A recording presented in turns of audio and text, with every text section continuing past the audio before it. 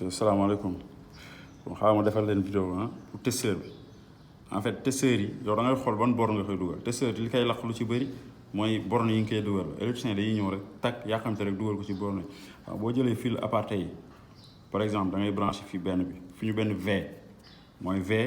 ak genre résistance bi signe résistance bi nga branché si benn aparté bi ci borne com bi fii com nga koy branché ok parce que yii pour booy tester ampère buy xam nga bii MA la milliampère booy tester kii plus de 20 ampères fii nga koy dugal donc léegi ce que booy tester ampère ak milliampère fii la yii la mais électricien yi ñëw rek dugal fu la neex moo tax muy lakk beneen bi aussi beneen astuce bi aussi mooy il faut li ngay tester da nga koy war a régler ba pare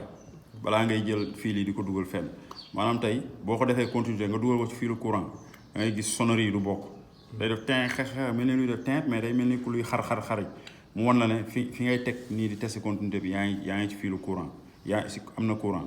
donc pour nga bañ a lakk sa testeur donc ce qui veut dire que fii su ma xam nga lii signe bi foo leen ko gis lii courant continu la lii booy tester courant continu fii ngay ñëw on est d'accord parce que boo xoolee signe baa ngi nii symbole baa ngi nii tiré la ak ay point ci suuf mooy courant continu nag dañuy répété waat mooy tout ce qui est ay batterie tout ce qui est ay panneau solaire xam nga bëri na daal yoo xamante ne courant continu la donc boo xoolee fii nii lii mooy courant alternatif boo xoolee signe baa ngi nii V gis nga comme genre virgule bii nii wala jaan la xaw ma voilà comme genre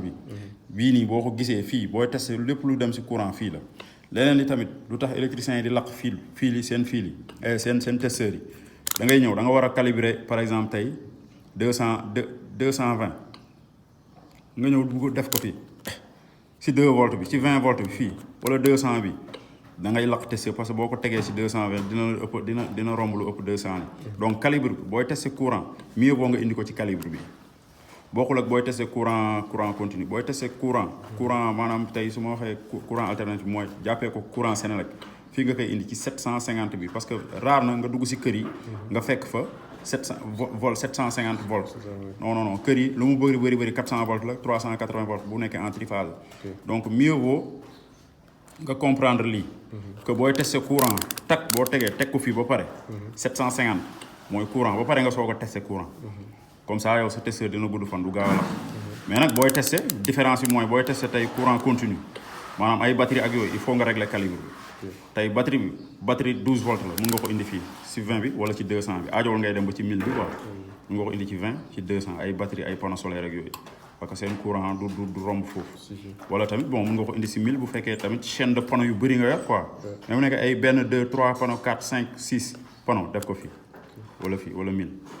ok mais ay pas ay 2 ay 20 mun na la nax quoi ok donc loolu la rek léegi boo defee boo taalee balaa ngay jël lii naan da nga koy teg ci courant mieux vaut nga def ko 750. léegi buy sonné tamit waaw loolu moom mooy continuité bi maanaam continuité bi moo nekk bii comme genre signe wifi bii maanaam booy seet ay fil yu laalante fenn wala ngay wër benn fil gisoo ko léegi boobaa mun nga teg kii bi après nga jël aparté bi fii nga laalante ko yaa ngi dégg lu am courant day lakk waaw léegi nag bu fekkee ni lii yow da nga ko def continuité fii continuité ngay wër continuité léegi nag nga dem laal fil bu am courant wala sonnerie yi day différent gis nga nu muy sonné nii bu nekkee fu am courant day sonné mais du def nii day kakakak maanaam day def teint mais day dagg da lay wan ne yaa ngi fil bu am courant bokkul léegi nag bu fekkee continuité la boo xamante ne fil bi amul courant nii rek lay def gis mais bu fekkee da nga ko teg fil bu am courant nag fekk yaa ngi teg calibre fii si continuité day def teint bi mais day daggati nga xam ne fii am na courant boo continuer nag nga lakk ko ok j'espère que vous avez compris